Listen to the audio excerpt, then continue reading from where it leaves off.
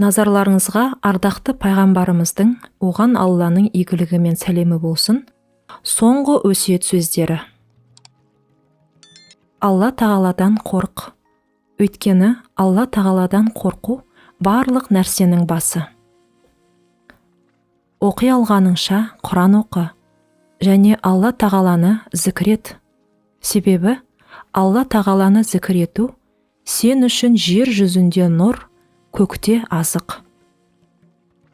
Көп күлуден сақтан, өйткені күлу жүректі өлтіріп, жүздің нұрын тайдырады.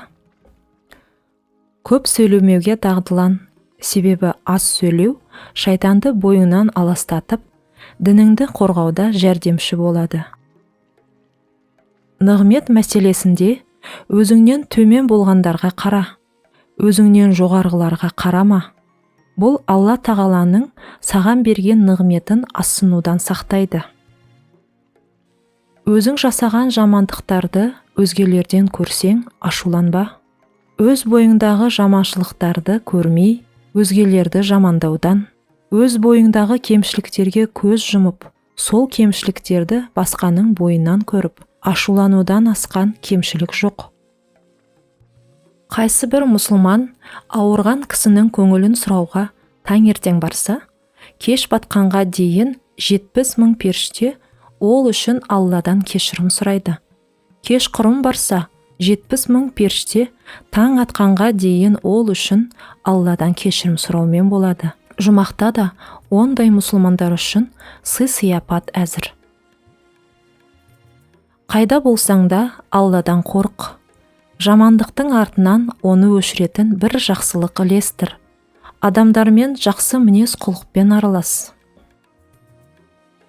Ілім үйреніп, оны одан соң басқаларға үйретпеу, мол дүниенің жиып, оның керегіне жаратпай, көміп қойғанмен бірдей.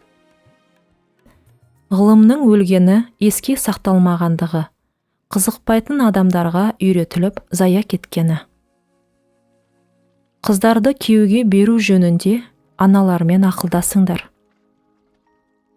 Екі жүзділіктің белгісі үшеу: өтірік айту, уәдеде тұрмау, аманатқа қиянат жасау. Шақырған жерге ғана бар.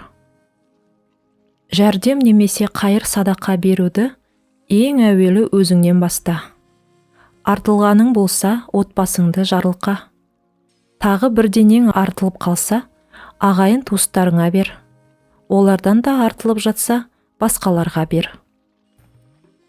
Адал деуге рұқсат етілген нәрселердің ішіндегі Алланың хош көрмейтіні талақ, некелі әйелін тастау. Адамдардың арасындағы Аллаға ең сүйкімсіздері шектен тыс дұшпандық жасаушылар. Дін бұзарлыққа берілген, дінді теріс пайдаланған адам сол ниетінен әбден қайтып арылмайынша, Алла оның тәубесін қабыл қылмайды. Тағамды суытыңқырап ішіңіз, өте ыстық күйінде оның берекесі болмайды. Мінез құлқыңның мінәйім, сыпайы болуын қалаймысың? Қаласаң, жетімдерге мейірімділік жаса, олардың басынан сипа. Өзің ішетін тамағыңнан бөліс. Сонда ғана мінезің жұмсарып, мейірбан боласың. Жақсылықтан үлкен кішісі болмайды. Су сұрап келген адамға ашық қабақ танытып, шелегіне су құйып беріп, ізгілік жаса. Екі кісі бір кісіден жақсы, үш кісі екі кісіден жақсы, төрт кісі үш кісіден жақсы. Көпшілікпен бірге болғандарды Алла тура жолға бастайды. Адамның айыбын бетіне басудан сақтаныңдар. Арам нәрселерден сақтанғын. Адамдардың арасындағы инабаттысы боласың. Алланың берген ризығына разы бол. Басқалардан гөрі дәулеттірек өмір сүресің. Көршіңе жақсылық жаса, ұйқың тыныш болады. Өзің сүйген нәрсені өзгелерге де лайықты деп біл. Сау саламат жүресің. Алладан қорқыңдар, және перзенттеріңнің бәріне бірдей мейірбан болыңдар. Оларға киім мен тамақты тең бөліңдер. Арақтан, ішімдіктен сақтаныңдар. Өйткені ол барлық жамандықтың кілті. Егер біреу сені ғайбаттаса, немесе жоқ айыптарды тағып қорласа, сен сонда да оның бар айыбын бетіне басып кінәлама. Сонда күнәсі оған, сауабы саған болады. Ешкімді ғайбаттама. Алла алдындағы үйлердің жақсысы жетімдерді құрмет тұтатын үйлер. Досыңды соншалықты құлай сүйме. Күндердің күнінде дұшпаның болып шығуы мүмкін. Дұшпаныңмен де қатты жауласпа. Күндердің күнінде досыңа айналуы мүмкін.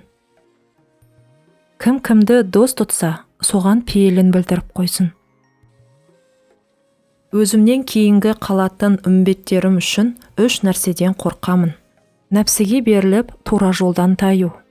Өзін-өзі жақсы көрушілікке, сезім құмарлыққа беріліп кету. Ғылымға, білімге ие бола тұрып, білімсіздің ісімен айналысу. Үмбеттерім үшін ең қатты алаңдайтын жайларым қарын шығарып семіру, ұйқышылдық, жалқаулық және өзінің әлсіздігіне сенімді болу. Еңбегіңе, ақыңа қиянат жасаған адамға сен қиянат жасама.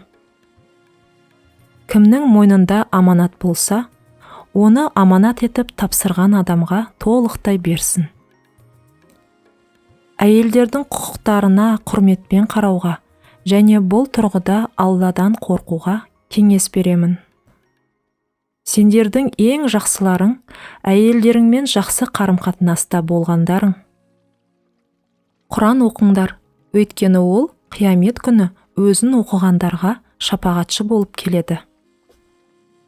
Мұсылмандар бір-біріне бауырмалдықта, мейірімділікте, қарым-қатынаста бір бүтін денеспеттес. Егер оның бір ағзасы ауырса, қалғаны ұйқысыз және ыстығы көтерілуінде онымен бірге болады. Бай болсаң да, кедей болсаң да, сабырлы қалпыңнан айныма. Сені кеудеден итергісі келгендермен де достық қарым-қатынасыңды үзбе. Әр сөзің Алла тағаланы еске түсірсін. Ей адамдар, Алланың атымен ант етемін. Сіздерді кедей болып Алланы еске алушылардан қайғырмаймын. Дүниеге қатты беріліп, Алланы еске алмаушы үмметім жайлы қауіптенемін. Өйткені дүние сіздерден алдыңғы қауымды жермен жексен етті.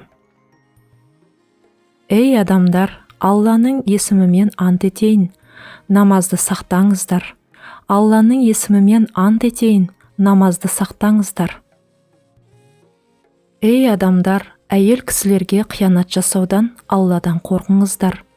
Әйел кісілерге қиянат жасаудан Алладан қорқыңыздар. Әйел кісілерге жақсы мәміледе болуларыңызды өсиет етемін. Ей адамдар, расында адамдардың ішіндегі озаты, жалған дүние мен шын дүниені таңдау еркі берілсе, шын дүниені таңдағаны. Ардақты пайғамбарымыз, оған Алланың игілігі мен сәлемі болсын, дүниеге келер-келместен үмметім, үмметім деп бізді тіледі. Біздің ақыретте мәңгі тозақтан құтылуымызды Алладан жалбарынып тұрып сұрады. Ал біз болсақ, кей кездері мұсылманға лайық емес тірліктер істейміз.